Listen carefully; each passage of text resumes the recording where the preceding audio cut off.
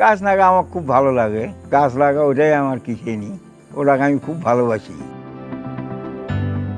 অভাব অনটনের সংসার, পেশায় দিনমজুর, তবু প্রায় 2 দশক ধরে নিজের উপার্জনের টাকায় 30,000-এর বেশি গাছ লাগিয়েছেন।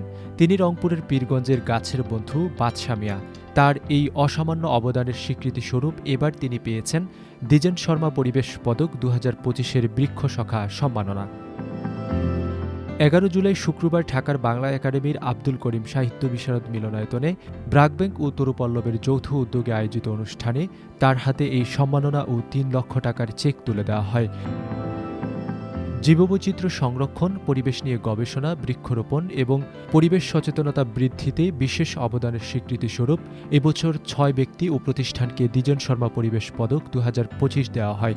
রংপুর অঞ্চলে তৃণমূল পর্যায়ে বৃক্ষরোপণ আন্দোলন গড়ে তোলায় বৃক্ষ সখা সম্মাননায় ভূষিত হন বাদশা মিয়া। গত বছরের 4 অক্টোবর প্রথম আলোর ভিডিও ও অনলাইন সংস্করণে তাকে নিয়ে প্রতিবেদন প্রকাশিত হয়।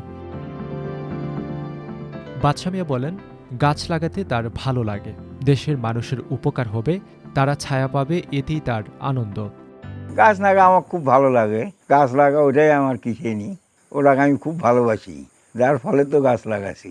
দেশের মানুষের উপকার হবি, ছায়ার দম নিবি, ফসল খাবি, আম খাবি, জাম খাবি, কাঁঠাল খাবি, জলপাই খাবি, এটা নিয়ে আমি খুশি। প্রথম আলো পত্রিকায় আমাকে নিয়ে সংবাদ প্রচারিত হয়।